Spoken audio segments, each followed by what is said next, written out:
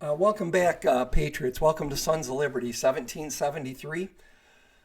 So, let's talk about preparedness in this video. What's going to matter in the future is food, water, shelter. That's going to be what people are going to want. It's not going to be race boats, Corvettes, motorhomes, bigger home. It's going to be about survival.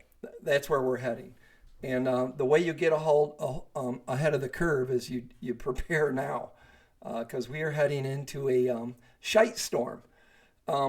So you need to figure out an alternative source of heat. Okay, if you rely on propane, natural gas, electric, fuel oil, that's great. But what happens when it's not available? And so everybody should have a plan. Now, one thing I love about northern Michigan, everybody knows I love winter. In the colder climate states, the four seasons states, if you will, we can put more stuff on to stay warm. Down in Florida and some of these other states, if there's a major grid event, EMP, something like that, cyber attack where the grid's not going to be on for months on end, and it's the heat season, or I mean the hot season in Florida. I mean, it's just brutal. You can't run your air conditioner and stuff. So what's your backup plan? How are you going to stay cool? Now, when Renee and I went looking for property up north and ended up here in Antrim County, where my dad's from, we're fortunate enough to find a property that's got creeks on it. And these creeks, if in the middle of summer, we can go set by one and stay nice and cool. That's not the problem. The problem is in the winter, when it's a killer cold out that can last weeks on end. I mean, we've had temperatures here that are 35 below zero before. Rare, but it's happened. I mean, in that bit, that lasted a few days.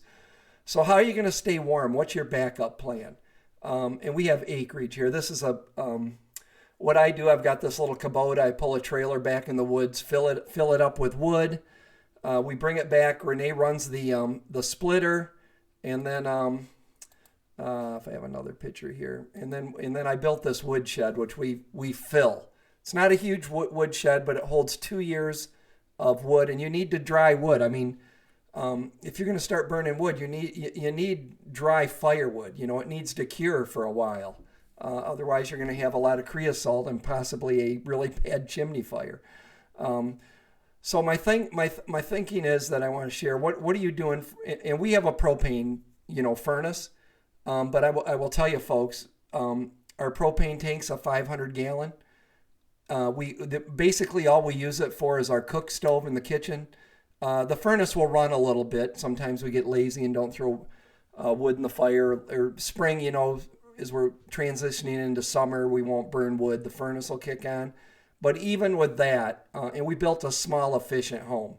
One propane tank lasts us 5 years. If the crap hit the fan, it's going to last a lot longer than that. We will stretch it out. So I have a friend that's already bought a wood stove and the pipe and everything. It's ready to go in his house. He's not going to put it in the house unless there's an emergency, but he has it. Okay.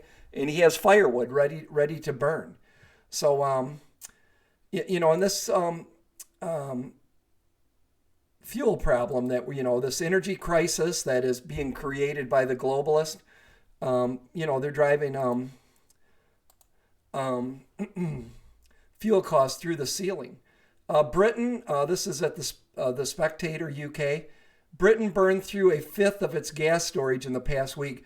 Britain is going into hyperinflation. Their energy costs are through the roof. Their electric costs are through the roof. But just, and we know what's happening in Europe, right? Europeans are hoarding wood, cleaning chimneys, and mulling horse dung, which will burn, by the way, as winter looms in an energy crisis. I mean, they are really in a pickle over there. Gas and electric bills nearly double in all EU capitals. The perfect storm fuels massive natural gas price spikes on the west coast of America. Northern California hits 55. MMBTUs. So here's some options, folks, for you to consider. For a backup, that you have if you need to transition to burning wood, first off, you know what you're doing, because you need to clean your chimney and stuff, folks, so you can have a fire, and that's a chimney fire, and that's bad. But these are one options for a small space. These are kind of camp stoves. There's several. There's a variety of them. I just happened to search this on Amazon. There's one for $90, $99. They go up. These are for a small shelter, okay? And then you can, for your home, I always recommend buy a good stove, folks. Vermont Casting is a premier wood stove builder. We actually have this Aspen that we bought used years ago, and it's more than paid for itself. Barrel stoves are an option, right? You can buy a barrel stove kit and turn a 55-gallon drum into a wood burner for, here's $89. This is at Tractor Supply. Hearthstone, that's another great wood stove manufacturer. You can see they're expensive. This one's $4,000 to $4,600. But if you're going to put a stove in your house that's going to be used for a long time, you want a quality product. Let me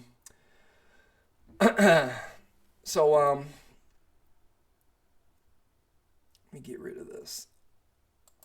So it's important to be thinking this stuff through, because if the world goes into the crisis I think it's going into, freezing to death is not a good way to go. And I will tell you one other thing. They make really good sub-zero, like 30, 40, 50 below sleeping bags.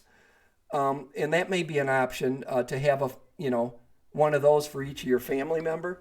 But start thinking about, what do I do if my heat source is no longer available? If it's propane, natural gas, because if the grid goes down, folks, the natural gas is going to quit. There's transfer stations that pump that gas, and if they're not working, you're not getting natural gas. If you're in a warm climate, obviously you're not worried about freezing to death. You're worrying about boiling to death in the summers. I do not like that muggy heat. Florida's a nice place to visit for a couple weeks in the winter, but you can have it. So let me know what you think. Do you have this is stuff to think about. It's a world we're living in. Shelter, water, food, and you need to survive. I really think the currency of the future is those three things: shelter, food, water. So that's it. That's my, we'll call this the prepper moment of the day. I see they're getting ready to, or maybe they did, send some charges, recommend charges to President Trump. Really fearful, aren't they? The deep state and the Democrats, that a president might get elected like Ronald Reagan that believes in individual freedoms, because, it's diametrically opposed to the left. They want to control everything. I literally, when I say everything, I mean everything. And they'd like to get rid of wood stoves, to be honest, because they want you to plug in to the government. They're getting ready to take over the energy. They're trying. It's going to be on the ballot in 2024.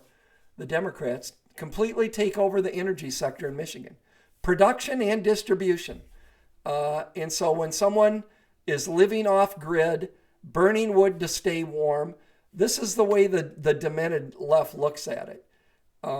You're not paying your fair share. You're cheating the system. So one, they'll fine you or just make it illegal. Things are heading to a head, folks, in the future. I think you know what I mean. All right, I'm going to keep this short. I will see you in the next video. Goodbye.